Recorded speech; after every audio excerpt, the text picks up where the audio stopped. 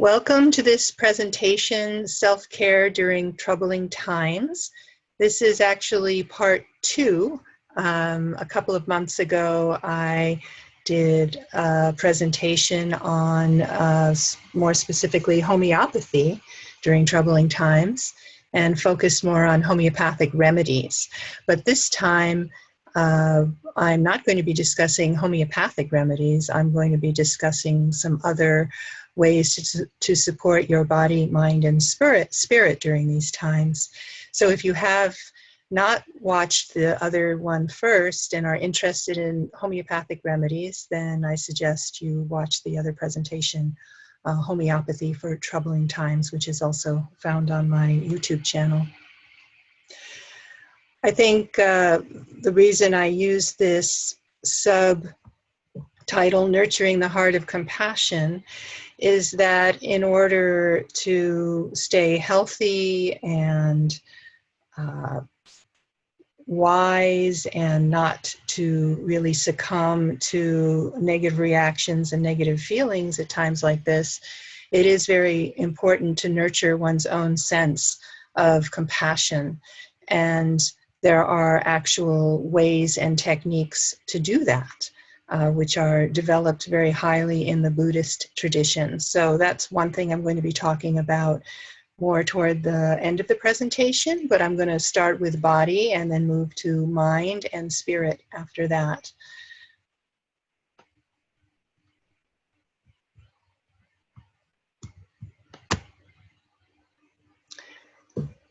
So this holistic approach of nurturing the body and the mind and the spirit are all important. If we neglect our bodies and don't eat right and don't sleep well, it's not going to be easy to maintain a sense of equanimity or maintain a peaceful heart or be able to really put out the kind of message and the kind of intention and energy that we all need to sort of generate inside ourselves at this time. So taking care of the body is very important in order to have that place, have the root, so to speak, and the trunk of this energy tree that we all possess inside ourselves. And so all of the things that we know about sleep and good nutrition are all very, very important to consider. And I'm going to go into some specifics that you may not have thought of in a lot of detail. Here are just some general tips that can help when your nervous system is overstressed. And this is what happens to all of us when more and more things pile up. We've already got family, we've already got work, and now we have the whole more general social situation that we may feel like we need to take action in. And some of that may feel very scary and very overwhelming. So to be able to do something to really take care of your own energy. So these are all tips that work for people who are in an overly maxed adrenal state, so to speak. In other words, it's as if a tiger is running after you and you're feeling a sense of urgency and panic. We tend to feel like that more often than we should anyway in our society, but I think that's even stronger right now. So one of the things to do is to avoid fasting. Now, fasting can be a very good thing for boosting your metabolism in general. It's become kind of a something that is being suggested quite a bit in terms of calorie restriction and not eating between meals, and that is valid in a lot of ways. But specifically when you are under stress, it's not good to try to do that. It's not good to try to let yourself get really hungry or skip breakfast in order to have a long period of fasting, which, in general can help repair blood sugar issues. But for now, if you are under a lot of stress and when you are under a lot of stress, don't do that. Instead, be sure you eat something in the morning, eat breakfast. Have it contain some kind of protein. Eggs are always a good choice. But any kind of protein and protein combined with fat, such as nuts and cheese, are really good snacks, maybe along with some fruit to have some fiber and some sugar that doesn't really make your blood sugar go up really fast. So try to keep in mind to eat, because sometimes when under stress, skipping meals and going into even more of a panicky type of energy is very, very common. So please keep that in mind. Avoiding simple carbohydrates such as sugar, candy bars, that sort of thing. I discussed some of this in the first presentation as well. And fermented foods, which I also did mention, I believe, in the first presentation, such as sauerkraut or yogurt, but foods that contain probiotics, because your gut is really part of, your gut has feelings, so to speak. So when your gut is under stress, then your immune system is lowered, it damages the tissue in your gut, and the bacteria change. So this is why you may have noticed, even when you're under stress, that your digestion can go off and you can develop a lot of gas and things like that. So you need to support your digestive system so that you're digesting your food, you're getting good energy. So eating fermented foods, eating bone broths if you're not vegetarian, to get that kind of soothing gelatin in your intestines as well is very good. Walking outside barefoot is something that you may not have thought of, but is a very healthful thing to do. It's very grounding, and there's a whole movement called grounding and earthing, which is all about getting connected to the ground. And you may notice how much better you feel when you are able to connect to the ground. If you're able to garden or do something with the earth, that's even better. But even just taking a walk outside barefoot is a good thing to do. And in terms of getting exercise, we're always thinking we should get exercise, but gentler forms of exercise are much more indicated when under stress. So walking, yoga, tai chi, things that feel relaxing, like walking in nature or walking in a park. And we're going to discuss in just a moment the benefits of sunlight in particular. But right now, just to keep in mind to exercise, but to keep it as a gentle exercise. Caffeine should be limited because caffeine is a stimulant to the adrenal glands. It gives you some energy, but then in general, there's a crash afterwards. So making sure that you're not drinking too much caffeine and getting into a cycle of needing a lot of caffeine to get your energy going. And limiting screen time. I think this is a really important one, especially an hour before bed. Try to develop a routine that involves doing something restful before bed, such as reading inspiring books or listening to music, taking a bath or a shower, but try not to get a lot of bad news or upsetting news right before you go to bed. And in general, try to limit the amount of time you spend reading news articles. It can be very difficult when so many things are happening, but still try to rein it in and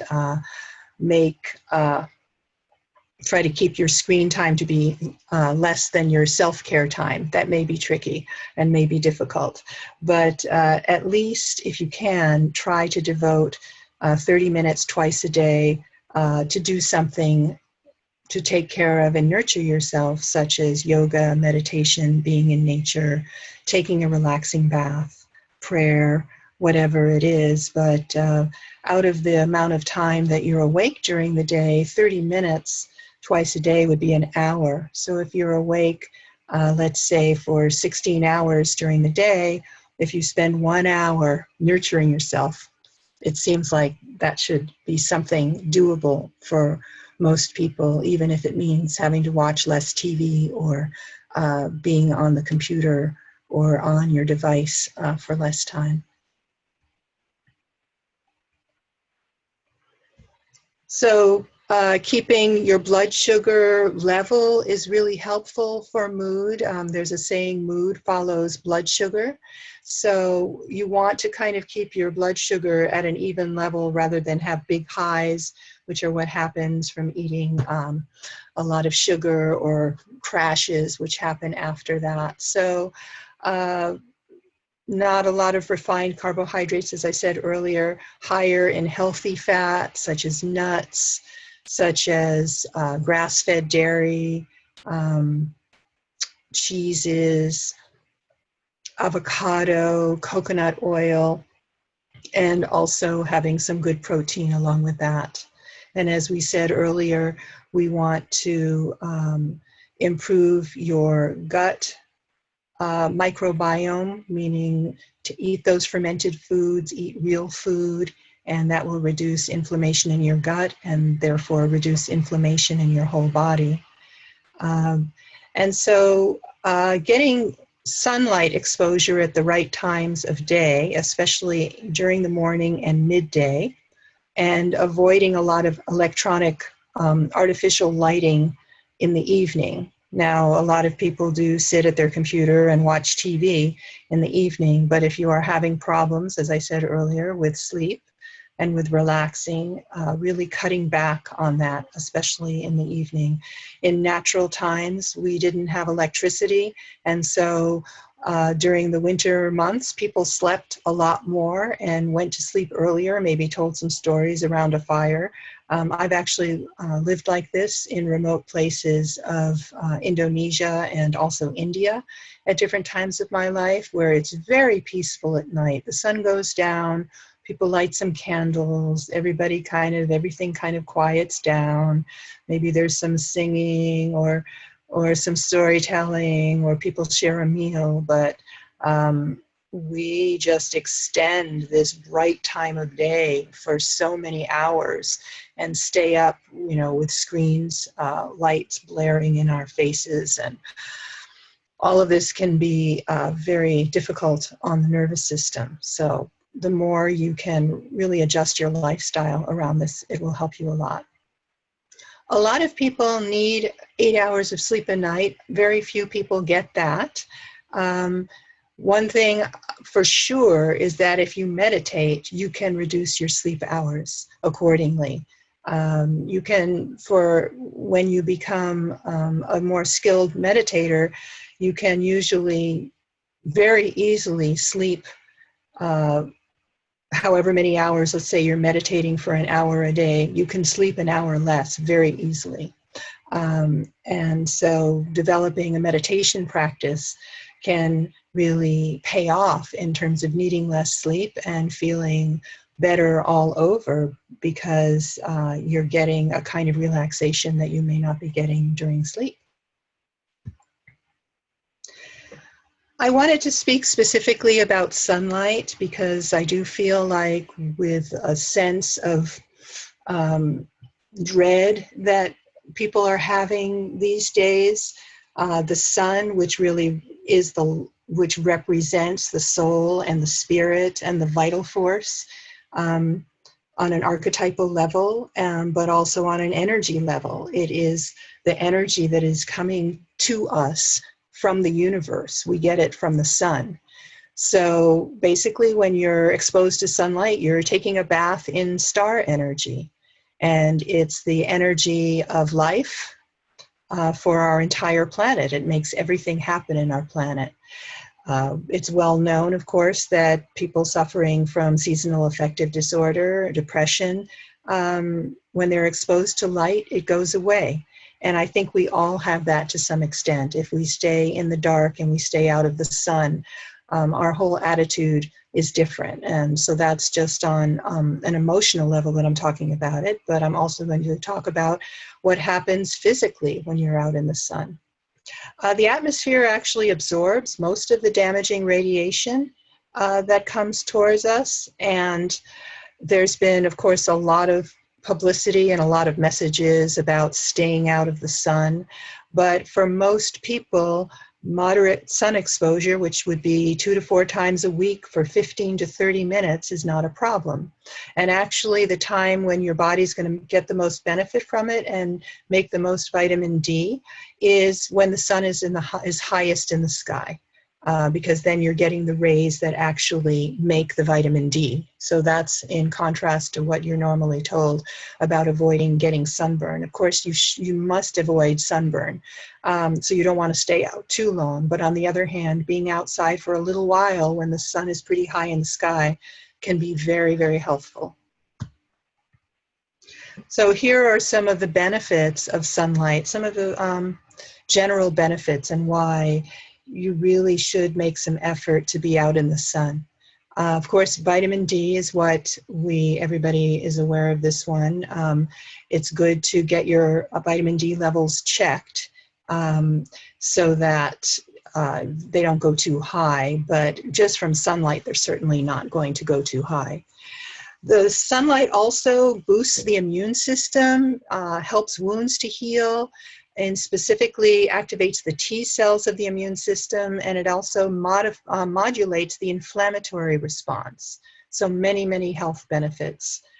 In terms of making you feel better and reducing depression, it improves the beta endorphin production in your skin and also serotonin. So these chemicals that actually make you feel good are produced in more quantity when your skin is exposed to sunlight. So your skin is actually having chemical reactions based on being out in the sun that help to increase the levels of these chemicals. Being out in the sun lowers blood pressure because it causes the blood vessels to relax.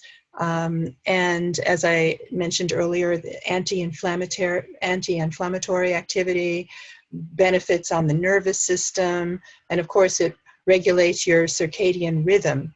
So by being out in the sun, your body knows it's daylight and kind of wakes up, and that helps your body to produce melatonin at night and be able to sleep better. So there's just a vast array of benefits to being out in the sun. And like I said, I'm not talking about lying out in the sun for hours and hours at noon, but just going for a walk at midday and leaving your arms bare if possible, and just having as much of your skin exposed to the sun instead of completely covering up will make a big difference in how your physiological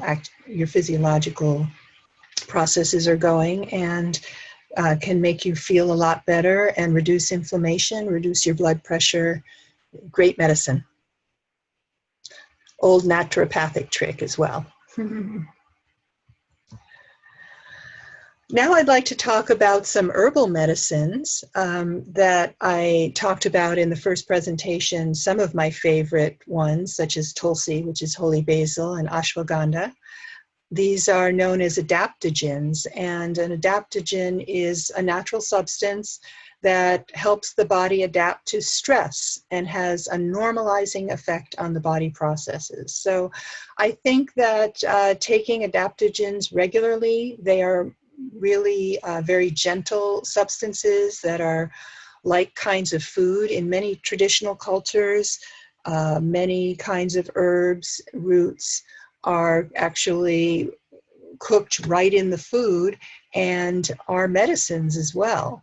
So this comes out of traditional Chinese medicine, also through Ayurveda, and I gave a little information here on how traditional Chinese medicine considers it. Ayurveda talks about it as rasayana, which are substances that are believed to promote physical and mental health, improve defense mechanisms of the body, and enhance longevity. So I talked about 3 of my favorites, ashwagandha, tulsi, and lemon balm, in the last presentation, but I wanted to talk about a couple more in this presentation. because I do think that this is a good thing to integrate into your routine. All of these are quite safe. I drink Tulsi tea pretty much all day long, and lemon balm, you can do the same thing. Ashwagandha is a very pleasant flavored root that you can just take the powder and mix it in a little water or milk or something like that, and have that. And it's very, very grounding, very wonderful herb. So here is Schisandra. It's these dried little red berries. They're really interesting flavor. They are also known as Omija berry, the Omija beauty berry, and is very interesting. I saw them on a very high-end tea site just a few weeks ago, and they were being advertised as this, new, it was a traditional one, but it's a new thing to be sold as a tea. They're just selling it as a regular tea where you can infuse these berries. But they've been used in traditional Chinese medicine for thousands of years. They are considered to be very special because they have all 5 flavors: the sweet, the sour, the spicy, the bitter, and what is the 5th flavor? I'm forgetting. But anyway, they have, salty. They're quite salty, actually. So what you do is there are these little dried little berries, and you can just take a teaspoon or a half teaspoon and infuse it in some water, some boiling water, and steep it for a little while and drink it. And then you can re-steep it. I do it multiple times. You can also just eat the berries after you're finished steeping them. It's considered to have an effect on all the meridians of the body and balances the Jing, the Shen, and the Qi in Chinese medicine. It calms the heart and quiets the spirit. Doesn't that sound nice? It's very protective against stress. It contains a lot of B complex and antioxidants. It's a brain tonic, very good for your adrenal glands and your liver. And like I said, you can just steep it. You can buy these as berries. I took this picture actually off of the Rishi Tea website, which is where I saw them advertised as Omija Beauty Berry, and I was really kind of tickled that it was sort of making the mainstream in terms of being sold as a tea. I find the flavor pretty intense because of the saltiness, but you definitely can taste all 5 flavors at once. It's kind of sour, it's kind of sweet, it's kind of salty, and you got the bitter in there too. So anyway, it's a very powerful little berry, and you can also add some ginger, some cinnamon, some turmeric, some other healing herbs to it and make up your own teas, which is also very fun. Okay, this we were going to talk about, this slide got in the wrong place. We were going to talk about cultivating the mind of compassion and some specific things you can do. But let me see if I have my other slide on the other adaptogenic herbs. I guess not. Okay, so hold on just a second.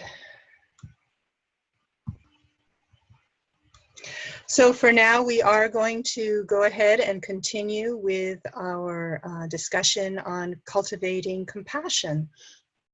This was something very fascinating to me when I started really investigating the Buddhist tradition and finding that it is actually possible to cultivate compassion. Normally we think, some people are kind and nice and compassionate and loving, and other people simply aren't.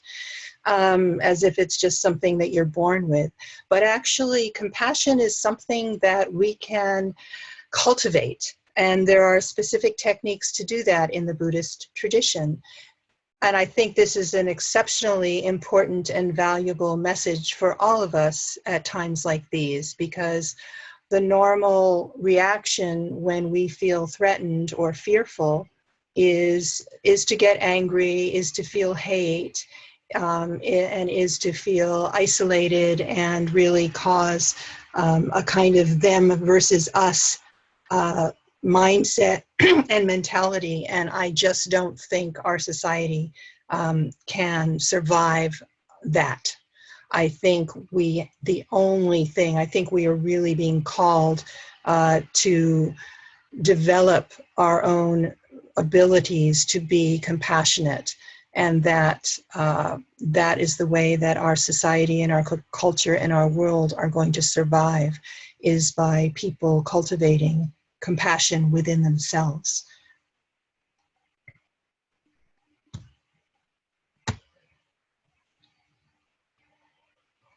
So this is a quote from a Tibetan Lama named Tulku Thondup. We can lead our lives in the right direction by controlling our mental attitude. We should learn to refrain from falling into the misery dumps of life by moving forward with our positive mental and emotional experiences, such as our meditations on loving kindness.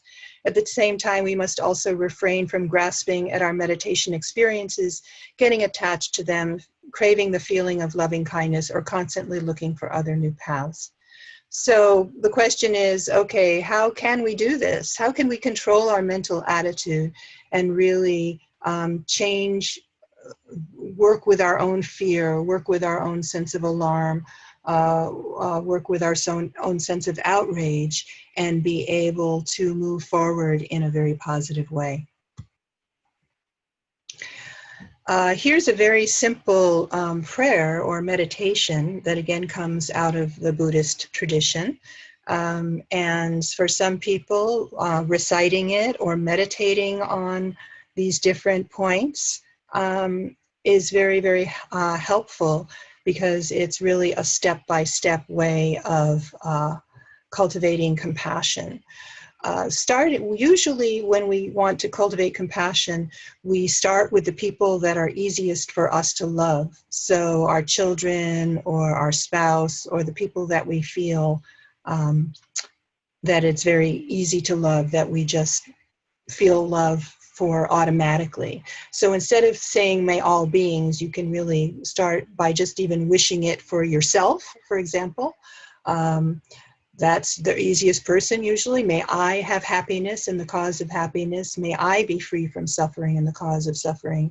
May I never be dissociated from the supreme happiness, free from suffering. And may I remain in boundless equanimity, free from both attachment to close ones and rejection of others. So that can be a first step, is to wish this for oneself. May I be happy. And then the second step being, in fact, this is, I think, on the previous slide, we can go back. May you be happy. May you be free. May you be safe. And try sending those messages to people that you care about, or to, if you're worried about refugees or worried about the real torture that animals go through when they are in factory farms. You can send this wish to anybody that you are feeling a lot of care for, and you are unhappy about their suffering. You can say, may you be happy, may you be free, may you be safe. And then as a third step, you can try to expand that wish for all beings to be happy, free from suffering, never dissociated from happiness, and be in boundless equanimity, being free from attachment to close ones and rejection of others.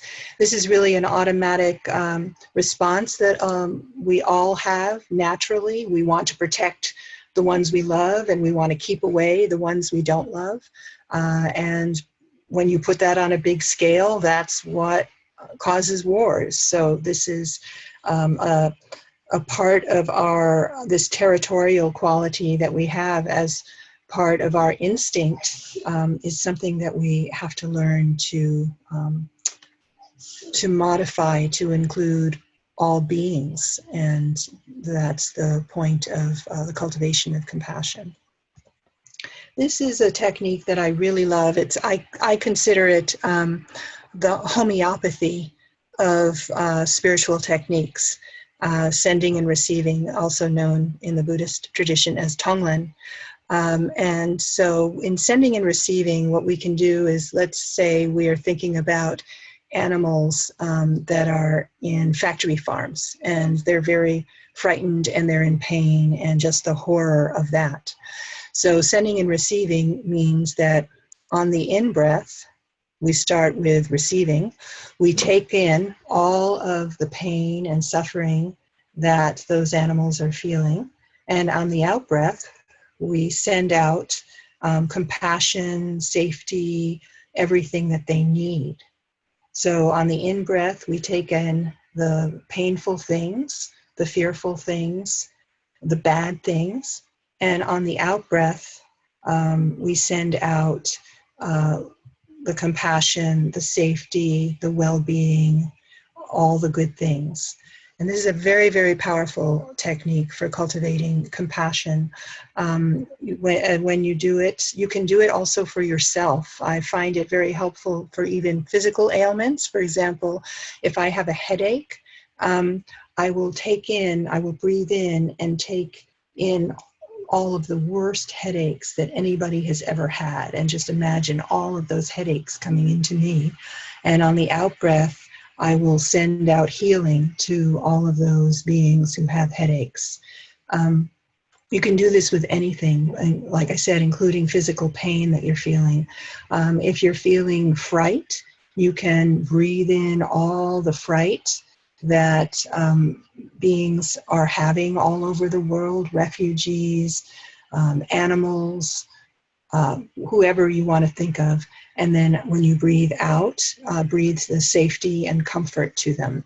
So everything that you breathe in, and you do it with your breath, everything that you breathe in is the bad stuff from others, and everything that you breathe out is all of the good things that you give to others. And of course, you can do this anywhere as well. You can do it lying down in your bed, you can do it in the post office, but it's a really remarkable way to deal with one's own fears and one's own pain. And it's also a remarkable way of increasing compassion. If you're, for example, feeling a lot of hatred or anger toward a certain politician, even if they did something really, really horrible, you can still do this for them. You can breathe in all of their hate, all of their narrow-mindedness, and you can breathe out all of your kindness and all of your compassion. And then in this way, you can actually keep your heart open in a situation that is very, very powerful, and can really turn a very bad situation into a situation of tremendous growth and spiritual progress. So those are some ideas that I wanted to mention about how to deal with one's feelings and emotional state. Now I'm talking more about the spiritual and also our perceptions, because what we're really talking about is what is our mind and what are our habitual conceptions. If you take a look at this picture, I think it's a good illustration of how our perceptions, how we perceive things, and makes a huge difference as to what we see. I don't know how you're seeing this picture right now, but you can either see they're either like two old people facing each other, or there's a golden goblet, or there's like a whole scene of a man on the right playing the guitar, and then a woman with a bottle on the left. And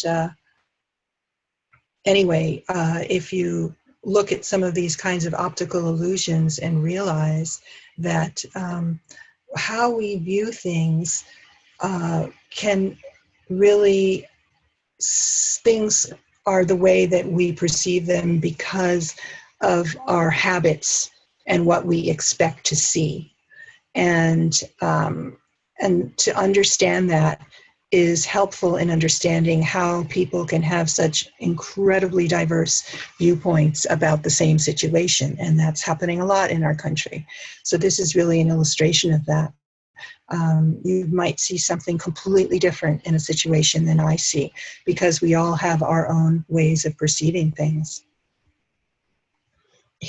I'm not going to go into the physiological details, but just to understand that whenever you take some information in with your senses, it's going to be processed in a way that you make a decision about how you are going to react to it. And this is what our brain is doing 24/7. Well, actually not 24/7. There was recently some research that came out that the brain really, really, really needs a rest. And I know we all can feel that, so it seems kind of silly. We would have to rely on research to tell us this. But the brain gets overloaded by all of this processing that's going on. It's like a computer that overheats. And this is what our brain is doing all the time, is taking in information and making a decision about it. Is it an old man and an old woman, or is it a goblet, or is it, this other scene of these two people? We're all constantly forming concepts, and this is what our logical linear brain is doing. And this is why we need meditation, because we are in this cycle of constantly taking in information and processing it and making judgments about it all the time. And our brain needs a break and a rest. And in many cultures, prayer and meditation have served as a way to give the brain a break and to go to another level of consciousness, which does not involve all of this reactivity to what's coming in from the senses. Because this is what creates our karma. If you're familiar with the idea of karma, is taking in information and reacting to it, getting angry, and then saying something, and then the other person says something, and then you go and do that, and then this happens, and then that happens. And it's this endless string that comes from our taking in information from the outside world and having a reaction. And it's so habitual that we really don't know how to get out of it very well. This is just a cartoon that I found, which just obviously doesn't work. For example, having, trying to calm your mind down, but still having these thoughts, may I be free from fear of Donald Trump, etc. That's not going to get you out of the cycle. So what can bring us out of the cycle is meditative practices. And obviously, I'm not able to really teach a meditative practice right here on this short webinar, but there are many resources. I do have a program in Vitalistic Healing where we go into a lot of this.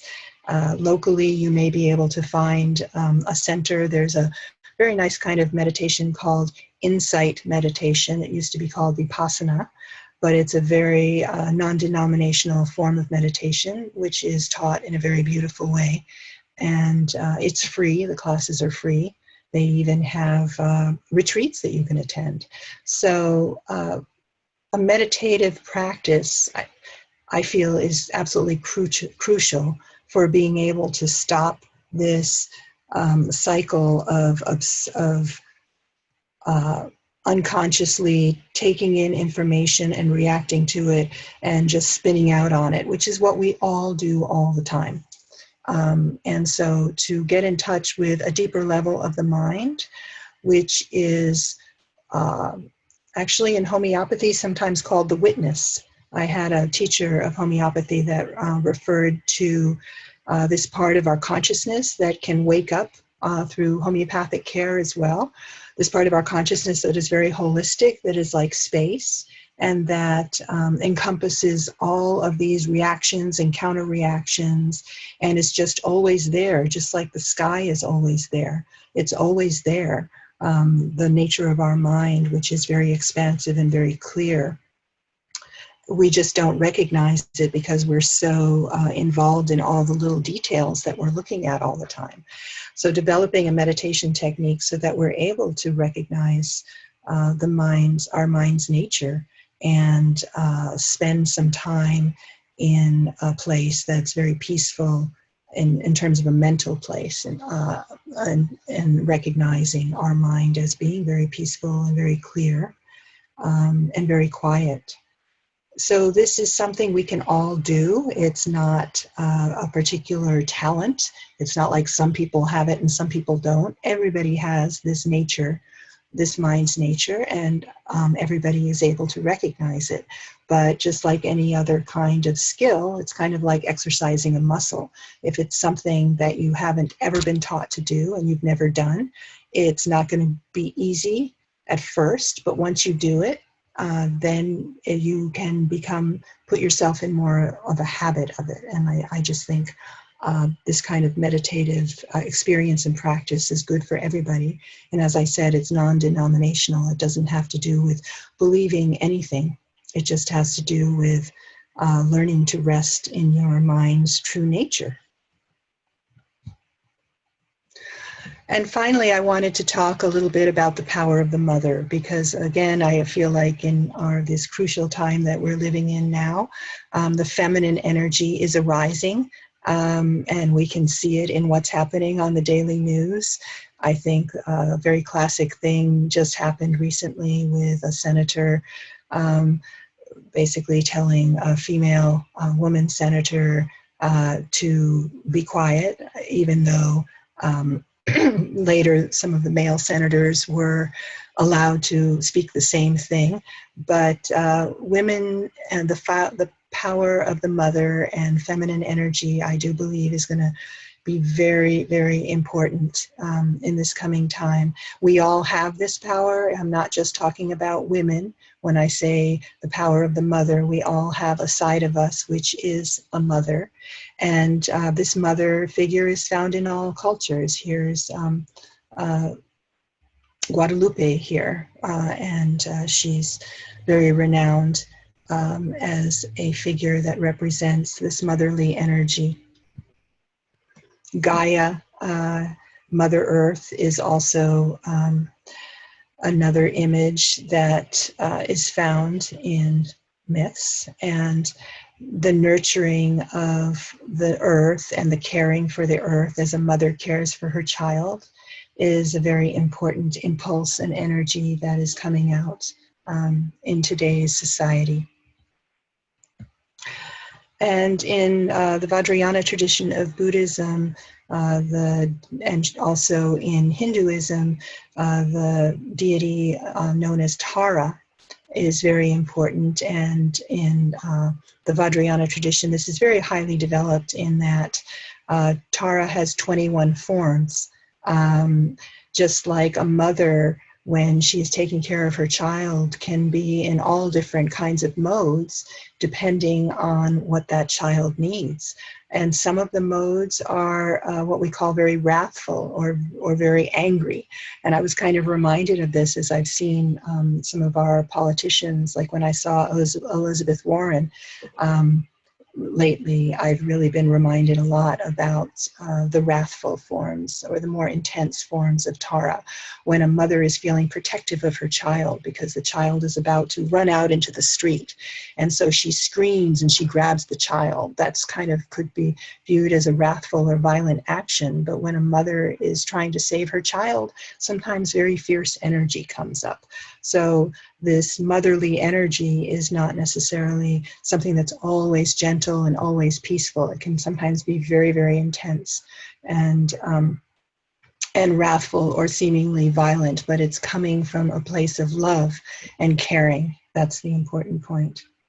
So these are some images of more wrathful forms of feminine energy from different traditions. So women's energies or feminine energy can be very strong and fierce.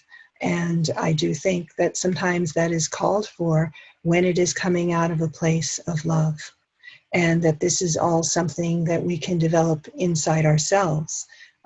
This very protective, loving, and sometimes fierce form of motherly energy. This is done, as I said, very extensively in the Buddhist tradition through mantra and through Tara practice. So that concludes the presentation for now. We have more information on homeopathy at homeopathytraining.org, and more information on the spiritual practices at vitalism.us. And you're also welcome just to contact me for specific resources if I may be able to just send you a file or something like that if you're interested in anything in particular that I talked about here. So thank you very much for joining me, and let me just see if we have any questions. Okay, go ahead. Go ahead with your question. Lila, thank you so much for your presentation. You mentioned the importance of sunlight, and Yes. also that sunlight helps healing wounds. Yes. I read that you have to apply sunscreen. Would you also suggest that? No. I mean, if you apply sunscreen, then you're not going to get the results. It's really about exposing your skin to light. So, you know, don't overdo it, but your skin, you do need light on your skin sometimes. Oh, all right, good. Yeah, thanks for asking, because that's an important point. Yeah. You also mentioned the Schisandra berry. Yes. Is it also suitable for young children? I think it would be okay. It's a food grade herb. I didn't look into it specifically, and I've never given it to young children. But yeah, I would check into that, and I can check into that. But it is a food herb that didn't seem to have any contraindications that I've seen. Okay, great to know. Thank you, Vila. You're welcome. Any other questions? You're a child there. Yeah. Okay, well, thank you all for joining me. And like I said, feel free to to contact me if you have any specific questions. Thank you. Okay.